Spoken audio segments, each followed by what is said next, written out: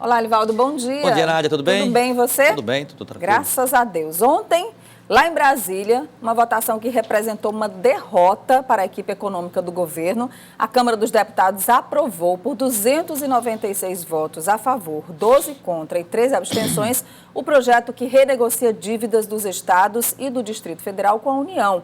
A proposta aprovada, que agora vai à sanção do presidente Michel Temer, aumenta em até 20 anos o prazo para o pagamento de dívidas de estados e do Distrito Federal com a União. Foram retiradas do projeto as contrapartidas defendidas pelo governo federal, que deveriam ser cumpridas pelos estados para participar da renegociação de débitos, entre elas o aumento da contribuição previdenciária de servidores estaduais, reajustes salariais de servidores e a proibição de criação de novos cargos. Inclusive, ontem houve uma confusão danada na Assembleia Legislativa, porque havia justamente essa possibilidade, por exemplo, de um reajuste na contribuição previdenciária. Essas medidas da PEC do teto dos gastos, também colocadas ontem na Assembleia, que já já a gente vai falar. Mas, por enquanto, a gente fala sobre isso, Alivaldo, mostrando aqui que o governador Wellington Dias já comemora a chegada de 173 milhões de reais da multa da repatriação, e o governador falando ontem também sobre essa PEC dos gastos estaduais, que a gente vai mostrar o desfecho já já. Exatamente, Nádia, e por isso é que precisa da contrapartida. O que o governo está fazendo lá na Assembleia Legislativa, ou propondo na Assembleia Legislativa, nada mais é do que uma contrapartida para esse acordo feito aí há alguns dias, que resultou desse repasse de recursos da repatriação do principal e também da multa. O que a Câmara Federal não fez ontem, numa aprovação oportunista do plenário da Câmara, que deu todas as garantias para os estados negociar as dívidas com a União, agora sem nenhuma contrapartida. Exatamente. Né? Quer dizer, o Estado não vai fazer dever de casa. Nenhum Estado vai fazer dever de casa. Então, é uma medida que ninguém sabe qual vai ser o impacto na equipe econômica do governo. Se vai ter algum veto, que o veto é possível nesse tipo de matéria, e também, Nádia, essa decisão deve deixar o governo preocupado com a reforma da Previdência, porque é consenso na Câmara que o texto enviado pelo governo não vai ser aprovado. Agora, por essa, o governo federal não esperava ontem. Claro, não esperava. Não esperava, porque foi uma derrota da equipe econômica, já que o governo federal precisava ter essas contrapartidas do Estado. O que a Câmara ontem aprovou foi retirando isso. Quer dizer, os governos podem renegociar as dívidas, mas não precisariam ter essas contrapartidas. Não tem nada, não pode fazer nada, deixa tudo como está. Então você negocia a dívida hoje, resolve o problema e amanhã volta à mesma situação, em alguns casos extremas de insolvência, como no caso lá do Rio de Janeiro e da falência lá de Minas Gerais, do Rio Grande do Sul. Ou seja, sem nenhuma perspectiva de ajuste real, concreto, legal, previsto em lei, como aqui está acontecendo mesmo, sendo um resultado, consequências amargas para o Estado e também para setores do serviço público do Estado que também reagem às reformas que estão sendo propostas e tramitando lá na Assembleia. Segura aí que a gente fala já já sobre essa confusão de ontem na Assembleia. Você já viu aí algumas imagens que o tempo fechou na Assembleia ontem com a participação de alguns representantes de classes, da educação, da segurança, os policiais militares, o pessoal ligado à polícia de uma forma geral. Mas já já a gente fala sobre isso. Vou abrir aqui um parêntese para a gente antecipar logo a situação política do senador Elmano Ferrer, que a gente conversou com ele aqui essa semana. Ele já dizia que talvez deixasse... Às vezes estava com os dois pés lá no PMDB.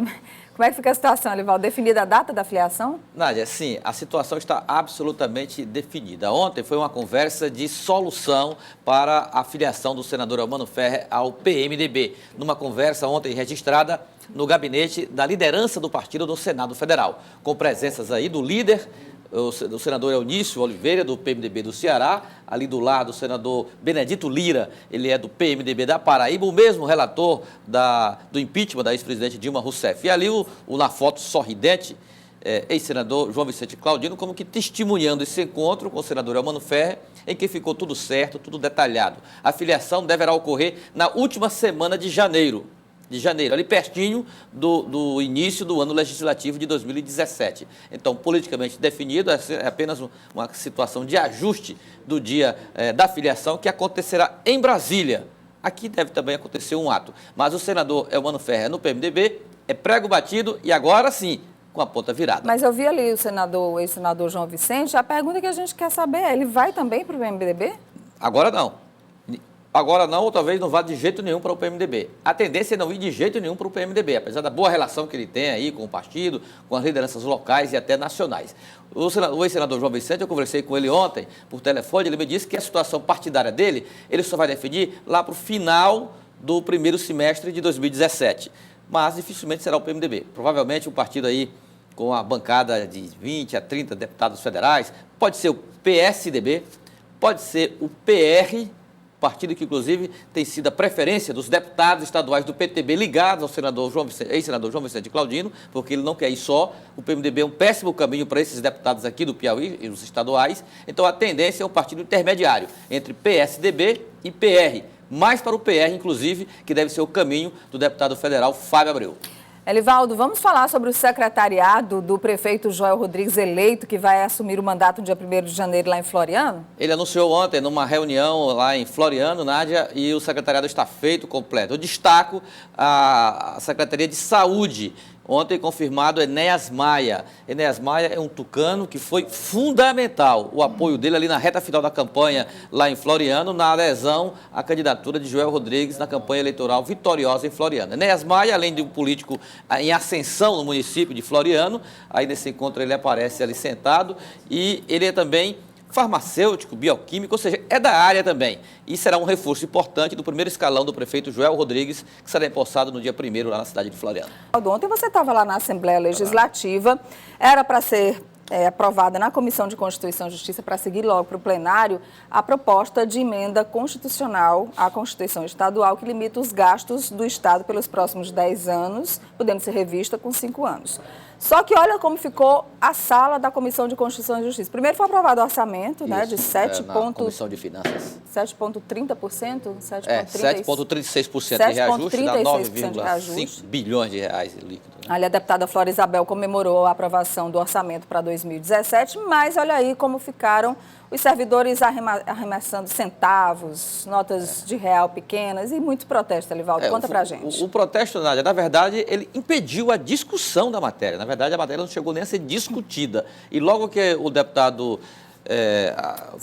Severo Eulálio abriu, que é o presidente da CCJ, abriu a reunião, ele imediatamente comunicou que a matéria já estaria fora de pauta. Sinaliza, Nádia, para que ela retorne hoje com mudanças. Embora o secretário Merlong Solano tenha dito assim reiteradamente que a emenda, que a PEC do governo, as duas PECs, elas não admitem nenhum tipo de mudança em relação à linha dorsal que ele defende, mas mesmo assim, com a pressão recebida de setores organizados do serviço público, como por exemplo os militares, os policiais civis, penitenciários, e hoje com promessa do Sinte também presente com muita força lá na Assembleia Legislativa. Então, há uma reação muito grande, o governo está tentando negociar com essas categorias para preservar o máximo possível do texto original, mas os parlamentares, até mesmo da base governista, admitem que emendas serão feitas para adequar o texto a razoavelmente os interesses também do que defendem as categorias. Bom, isso foi ontem pela manhã, comecinho da tarde já, e à tarde essa discussão continuou, só que lá no Palácio de Karnak. O governador em exercício recebeu no Palácio de Karnak representantes de classes de servidores, entre eles segurança e educação, deputados estaduais e secretários de Estado, para discutir os detalhes da PEC que limita os gastos estaduais. A vice-governadora assegurou aos servidores que a PEC do Piauí é diferente da apresentada pelo governo federal e que servidores e investimentos não vão ser prejudicados. Não vai haver congelamento de salários, apenas não se pode conceder aumentos de salários fugindo ao limite, né, que já hoje é estabelecido pela Lei de Responsabilidade Fiscal. As categorias têm toda a liberdade, têm toda a legitimidade para lutarem por suas melhorias. O presidente da Assembleia Legislativa, deputado Temístocles Filho, anunciou na reunião que os deputados João de Deus, líder do governo, e Aloysio Martins, relator da PEC, ficariam encarregados de receber propostas das entidades sindicais e correr contra o tempo para acrescentá-las à emenda da PEC, já que o prazo para a votação termina nesta quinta-feira. Bom, a ideia do deputado Temístocles era que a Luísa Martins e o João de Deus virassem até à noite, se fosse preciso, analisando amigo, essas... Poxa de amigo, assim, amigo fiel. Assim, você resolve isso aí. Será que aconteceu isso, Alivaldo? Nádia, houve um esforço muito grande do deputado líder do governo, João de Deus, para estabelecer um entendimento com as categorias. Mas as categorias, até ontem à tarde, defendiam, sabe o quê, Nádia? A retirada total da PEC da tramitação da Assembleia. Queriam tirar de pauta e não ser nem sequer discutida, muito menos aprovada este ano. Vamos esperar daqui a pouco, na reunião extraordinária convocada pelo deputado Severo Eulário, para saber se a proposta será iniciada o debate, a discussão, com algum tipo de alteração. A alteração ela é considerada fundamental para garantir a tramitação como o governo deseja, célere e que a aprovação já ocorra hoje no plenário da Casa. A gente está esperando o secretário Franzé Silva se posicionar lá com a Gorete Santos para saber o que foi decidido também de ontem para hoje, como o governo vai encaminhar essa questão até amanhã, o dia da votação. Vamos à última de hoje, Alivaldo? Não, já tem uma foto aí, Ney. Mostra ela aí, Ney. É do deputado Robert Rios Magalhães. Ontem ele foi assediado, Ney, Nádia, telespectadores, pelo presidente, secretário-geral do PRP, o Partido Republicano Progressista, Ismael Egídio. Ele é secretário-geral e foi oferecer o partido para o deputado Robert. Ele soube que o deputado Robert quer ser candidato ao Senado. E lá no PDT existem alguns senões, como, por exemplo, o vínculo dessa candidatura, a candidatura de Ciro Gomes ou aliança com o PT. No PRP, Ismael Egídio disse, olha, o partido é seu, faça dele o que você quiser. Se você quiser ser candidato a governador, você seja, a senador da mesma forma, se no governo, na oposição, de qualquer lado, o PRP é seu. Foi um convite tentador, mas Robert Rios preferiu dizer que permanece ainda no PDT, não está nos seus planos mudar de partido.